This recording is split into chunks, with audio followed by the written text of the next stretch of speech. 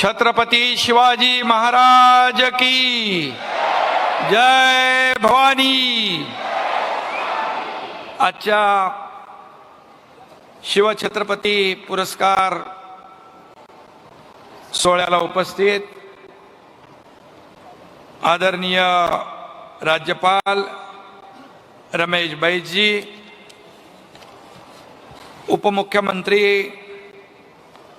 देवेंद्रजी दुसऱ्या कार्यक्रमाला नागपूरला गेलेत, आपले दुसरे उपमुख्यमंत्री अजित पवारजी, पालकमंत्री चंद्रकांत दादा पाटीलजी, सहकार मंत्री दिलीप वळसे पाटीलजी, ग्रामविकास मंत्री गिरीश महाजनजी आणि क्रीडा व युवक कल्याण मंत्री संजय बनसोडे, खासदार श्रीरंग बारणे, खासदार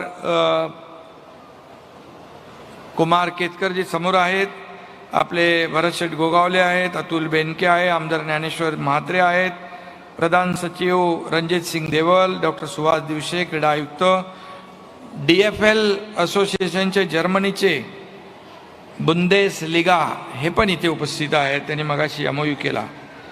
आणि उपस्थित सर्व आज ज्यांचा गौरव होतोय ते शिवछत्रपती पुरस्कार विजेते, त्यांचे सर्व पालक, नातेवाईक, सर्व अधिकारी, कर्मचारी आणि दोन्हीकडे बसलेले मोठ्या प्रमाणावर विद्यार्थी मित्रांनो, खरं म्हणजे आजचा हा दिवस खऱ्या अर्थाने आपल्या सगळ्यांच्या दृष्टीने एक आनंदाचा आहे।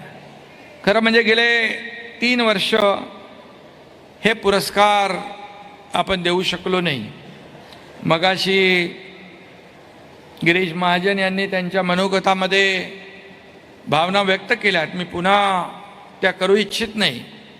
खरं म्हणजे हा आपला गौरव आहे।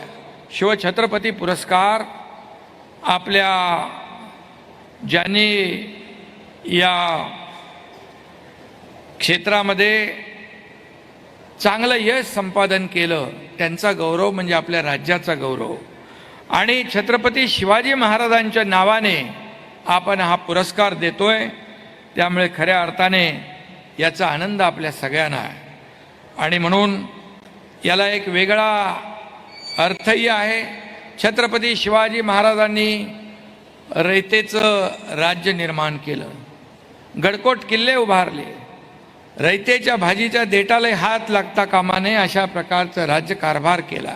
त्यांची असलेली दिव्य आणि दूरदृष्टी आपल्याला माहीत आहे की गडकोट किल्ले ते अतिशय कुशल संघटक होते, प्रशासक होते आणि त्यांच्या नावाचा त्यांनी 50 वर्षामध्ये इतिहास केला। आणि जे आपल्या स्वराज्यावर चाल करून आले त्यांना सळो की पळो करून सोडलं, हा इतिहास आहे। आणि म्हणून त्यांच्या नावाचा हा पुरस्कार याला एक विशेष महत्त्व आहे। आणि म्हणूनच क्रीडा क्षेत्रातील सगळ्यात मोठा जीवन गौरव पुरस्कार, हा सर्वोच्च सन्मान दिलीप वेंगसरकर यांना मिळाला, श्रीकांत वाड यांना मिळाला, आदिल सुमारीवाल यांना मिळाला। मी त्यांचं मनापासून अभिनंदन करतो, मनापासून त्यांना शुभेच्छा देतो। आणि त्याचबरोबर आज अनेक दिव्यांग बांधव भगिनी आहेत, साहसी खेळामध्ये अनेक लोकांना हे पुरस्कार मिळालेले आहेत आणि त्या सगळ्यांचं मी अभिनंदन करतो।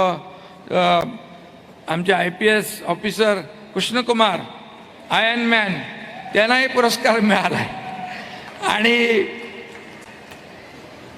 त्यांचं कामही तसंच आहे आणि म्हणून त्यांनाही मी खूप खूप शुभेच्छा देतो, त्यांचं अभिनंदन करतो।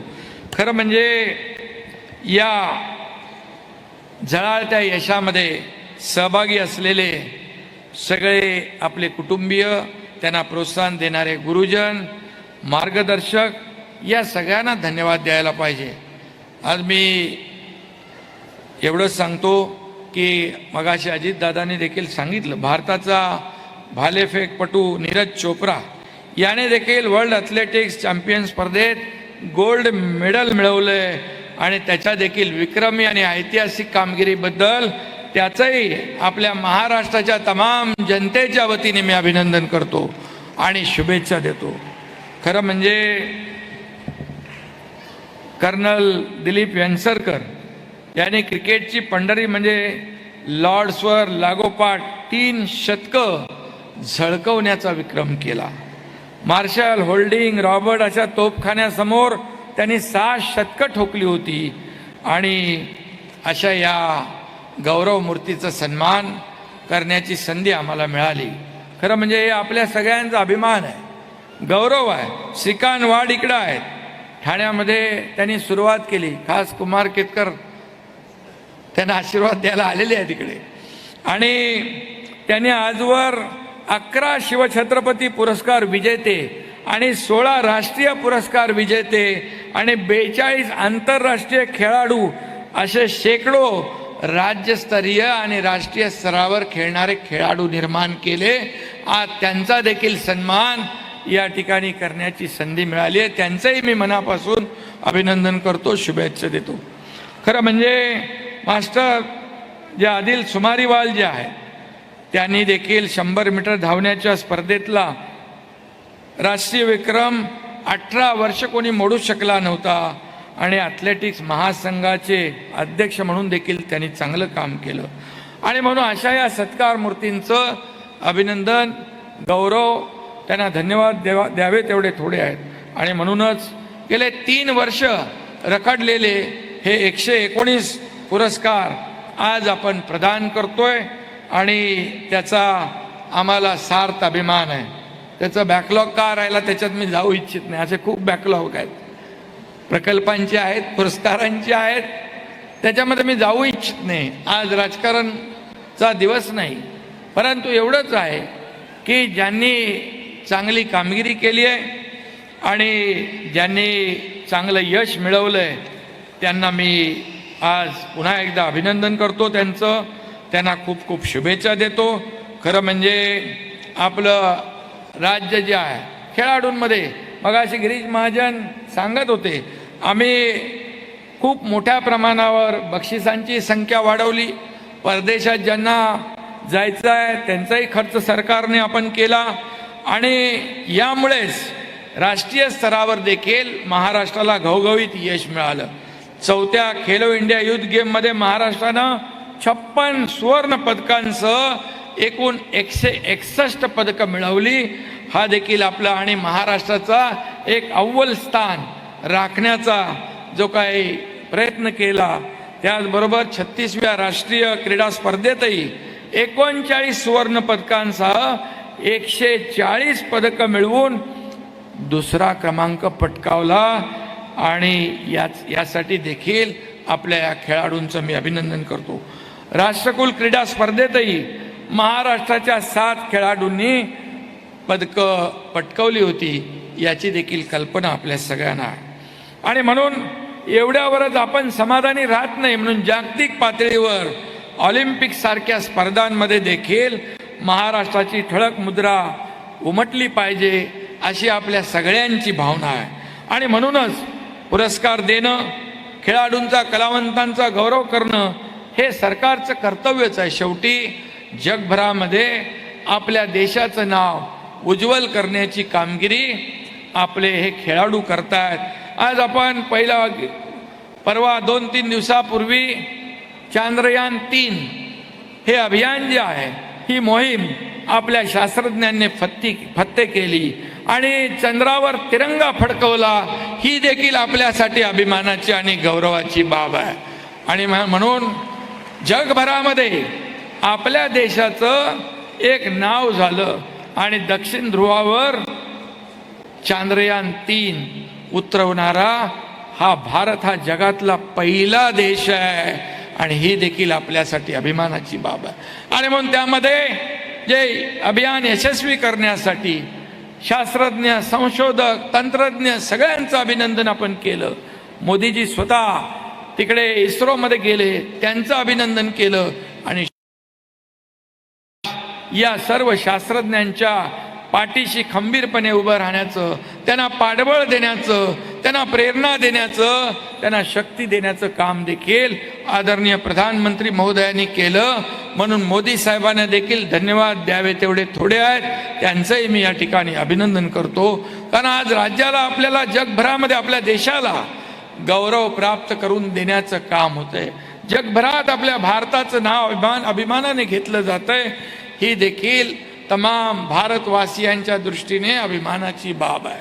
आणि म्हणून आज ज्यांना पुरस्कार मिळतोय त्या सगळ्यांचंच मी मनापासून अभिनंदन करतो. ऑलिम्पिकमध्ये देखील आपल्याला चांगलं यश मिळालं पाहिजे, यासाठी राज्य सरकारच्या माध्यमातून जे जे काही करता येईल ते आपण करू. क्रीडा मंत्री आता आपले संजय बनसोडे आहेत, आपले अनुभवी क्रीडा मंत्री तिकडे आहेत. त्यांचे मार्गदर्शन तुम्ही घेत जा, त्यांची मदत घेत जा. आणि खऱ्या अर्थाने खेळाला प्रोत्साहन देणारे महाराष्ट्र पहिलं राज्य देशामध्ये आहे की एवढ्या मोठ्या प्रमाणावर आपण खेळाडूंच्या पाठीशी उभे राहतो. आणि म्हणूनच आज मगाशी अजितदादांनी सांगितलं की या जे खाशाबा जाधव आपले जसं ज्ञानचंद यांच्या जन्मदिवसाचं राष्ट्रीय क्रीडा दिन म्हणून साजरा केला जातो आणि महाराष्ट्रातल्या मातीतला सुपुत्र ऑलिम्पिकवीर सन्माननीय स्वर्गीय खाशाबा जाधव ज्यांनी 1952 हेल्सिंकी ऑलिम्पिकमध्ये स्वतंत्र भारतासाठी पहिलं वैयक्तिक पदक मिळवलं, त्यांचा जन्मदिन 15 जानेवारी आहे. आणि 15 जानेवारी 1925 15 जानेवारी हा दिन महाराष्ट्र राज्याचा राज्य क्रीडा दिन म्हणून मी या ठिकाणी घोषित करतो. याचा सार्थ अभिमान आहे आपल्याला. आणि म्हणून मी त्यांना विनम्र अभिवादन देखील करतो. ही जनतेच्या मनातली भावना आहे, खेळाडूंच्या मनातली भावना आहे. शेवटी हे सर्वसामान्य लोकांचं सरकार आहे, सर्वसामान्य माणसाचं सरकार आहे, खेळाडूंचं आहे. ज्यांनी योगदान दिलं त्यांचं आहे, सगळ्यांचं आहे. आणि म्हणून त्यांचा नितांत आदर या राज्य सरकारला आहे. आणि म्हणूनच हा निर्णय देखील आपण घेतो. त्याचे एक प्रेरणा ऊर्जा या खेळाडूंना देखील नक्की मिळेल.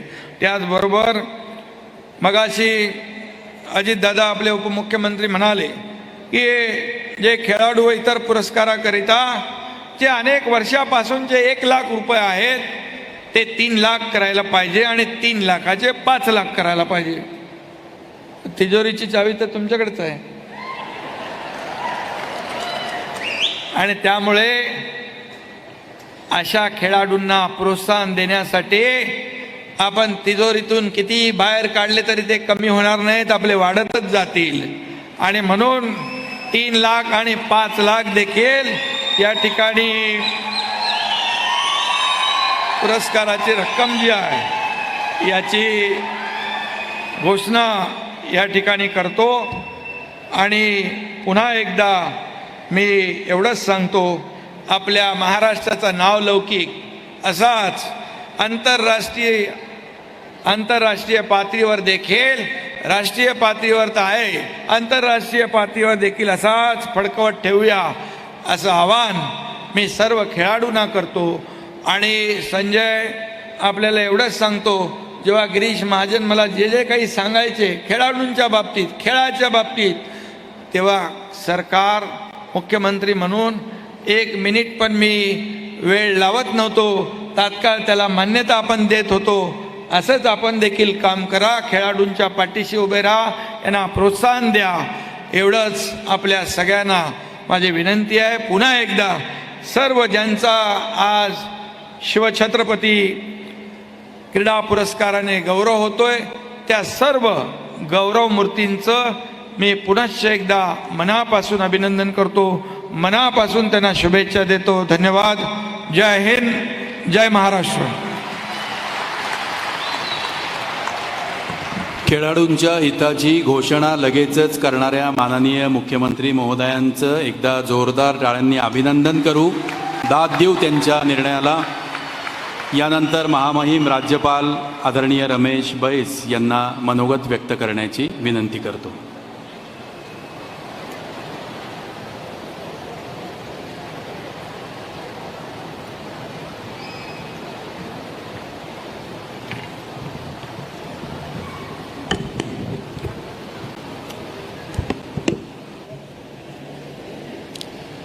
श्री शिव छत्रपति राज्य खेल पुरस्कार प्रदान इस कार्यक्रम में उपस्थित श्री एकनाथ शिंदे जी, महाराष्ट्र के माननीय मुख्यमंत्री, श्री अजित पवार जी, माननीय उप मुख्यमंत्री, श्री चंद्रकांत दादा पाटिल जी, पुणे के संरक्षक मंत्री श्री संजय बंसोड़े जी, खेल एवं युवा कल्याण मंत्री श्री गिरीश महाजन, ग्रामीण विकास मंत्री श्री दिलीप वरसे पाटिल, सहकारिता मंत्री श्री रंग भरणे, सांसद लोकसभा श्री रंजीत सिंह देवल, प्रधान सचिव स्कूल शिक्षा एवं खेल डॉक्टर सुहास दिवसे, खेल एवं युवा कल्याण संचालनालय, सभी शिव छत्रपति क्रीड़ा पुरस्कार विजेता कोचेस, अधिकारीगण,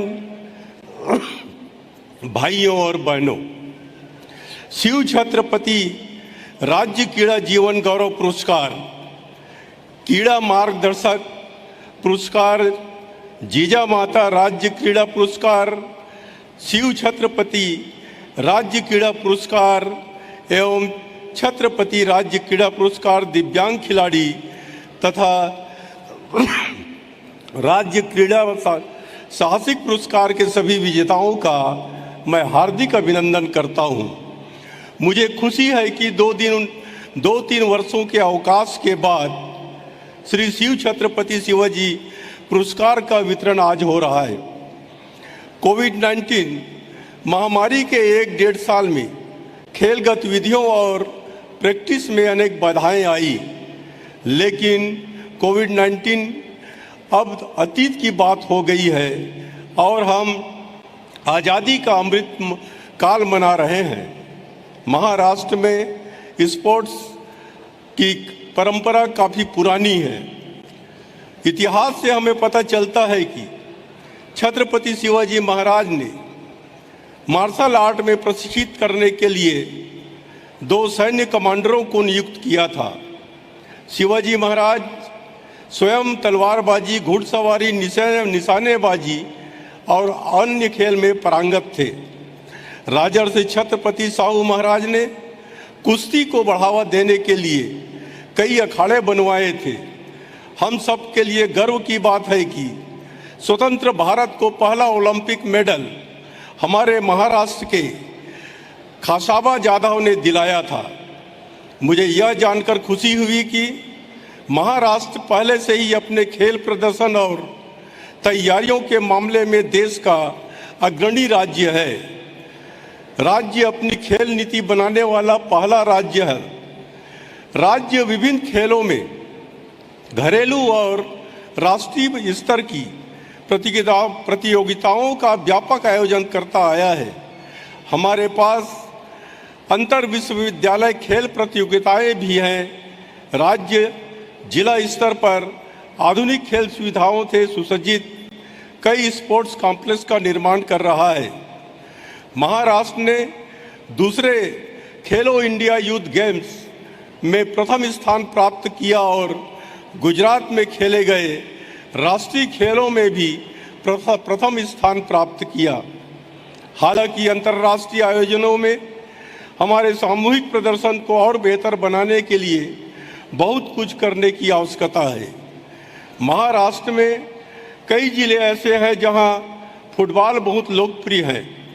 हमें महाराष्ट्र में फुटबॉल को बढ़ावा देने का और राज्य को फुटबॉल खेलने वाला राज्य बनाने के लिए व्यवस्थित प्रयास करने चाहिए। कुछ वर्ष पहले स्पेन के राजदूत ने रियल मैड्रिड क्लब को भारत में लाने की बात कही थी। मुझे खुशी है कि महाराष्ट्र राज्य जर्मनी की बुंडेसलीगा फुटबॉल लीग के साथ एक समझौता किया। मैं इस पहल का स्वागत करता हूं। महाराष्ट्र का मिशन लक्ष्य वेध भी उतना ही सराहनीय है क्योंकि यह राज्य में एथलेटिक्स को बढ़ावा देने में काफ़ी मदद मिलेगा। आज भारत दुनिया की तीसरी सबसे बड़ी अर्थव्यवस्था के रूप में उभर रहा है। वर्ष 2036 में भारत ओलंपिक आयोजित करने के लिए गंभीरता से प्रयास कर रहा है। ओलंपिक की मेजबानी से भारतीय एथलीटों और खिलाड़ियों को सबसे बड़े खेल मंच पर अपने घरेलू प्रदर्शन के सामने प्रदर्शन करने का सुनहरा अवसर मिलेगा। मुझे लगता है कि महाराष्ट्र को 2036 ओलंपिक के लिए अपनी तैयारी अभी से सही तरीके से शुरू करनी चाहिए। विशेषज्ञों और खिलाड़ियों की मदद से खेल के बुनियादी ढांचे को विकसित और उन्नत करने की एक व्यवस्थित योजना तैयार की जानी चाहिए। आज विभिन्न राज्य सरकारें खेल सुविधाएं एवं तंत्र को मजबूत करने पर अधिक ध्यान केंद्रित कर रही है, जिससे भारत को 2036 ओलंपिक की तैयारी में काफ़ी मदद मिलेगी। कुछ राज्य अत्याधुनिक वर्ल्ड क्लास स्पोर्ट्स कॉम्प्लेक्स बना रहे हैं और खेल के बुनियादी ढांचे, सुविधाएं और प्रशिक्षण केंद्रों में सुधार कर रहे हैं। नॉर्थ ईस्ट के कुछ राज्य अपने जमीनी स्तर पर खेल के बुनियादी ढांचे को मजबूत कर रहे हैं। निशानेबाजी में महाराष्ट्र अनेक राज्यों से आगे है। कॉमनवेल्थ खेलों में हमारा शूटिंग में परफॉर्मेंस अच्छा रहा है। इसी तरह हमें अन्य सभी खेलों में ताकत और कमजोरियों को पहचानना चाहिए और 2036 तक का स्पोर्ट्स और गेम्स का रोड मैप बनाना चाहिए। मुझे विश्वास है माननीय प्रधानमंत्री महाराष्ट्र की एक ऐसी पहल को पूरे दिल से समर्थन करेंगे। हमें स्कूलों और कॉलेजों में खेलों को फिर से जीवंत करना होगा। स्कूल स्तर पर मल्टी स्पोर्ट्स चैंपियनशिप में बच्चों की भागीदारी प्रतिभा निखारने के लिए एक मजबूत मंच के रूप में काम करेगी। दुनिया के सबसे युवा राष्ट्र के रूप में भारत को सभी राष्ट्रीय और अंतर्राष्ट्रीय आयोजनों में स्पोर्ट्स और गेम्स के क्षेत्र में अपना दबदबा बनाना चाहिए। राज्यपाल के रूप में मुझे चिंता है कि आज हमारे बच्चे अपना बहुत समय स्मार्टफोन और अन्य गेम्स में बिता रहे हैं। कम शारीरिक गतिविधि बच्चों के लिए बहुत सारी शारीरिक और भावनात्मक समस्याएं पैदा कर रही है। मिडिल और हाई स्कूलों में एक पीरियड अनिवार्य करना चाहिए तथा स्थानीय खेलों को प्राथमिकता देना चाहिए। बच्चों को पारंपरिक खेल का पता ही नहीं है। युवाओं में नशीली पदार्थों की लत को बढ़ती घटनाओं से मैं बहुत चिंतित हूँ। स्पोर्ट्स और गेम्स हमें एक स्वस्थ पीढ़ी बनाने और विश्व स्तर पर अपनी पहचान बनाने में मदद कर सकते हैं। हमारी सबसे बड़ी ताकत हमारे समर्पित कोच और सेवानिवृत्त खिलाड़ी हैं। हमारे युवा और होनहार खिलाड़ियों को प्रशिक्षित करने के लिए सेवानिवृत्त खिलाड़ियों और अर्जुन अवार्डी तथा छत्रपति खेल पुरस्कार विजेताओं की क्षमता का उपयोग किया जाना चाहिए। मुझे विश्वास है कि हमारे सभी खेल प्रशिक्षक महाराष्ट्र को विभिन्न खेल विधाओं में शीर्ष स्तर पर खिलाड़ी तैयार करने में मदद कर सकते हैं।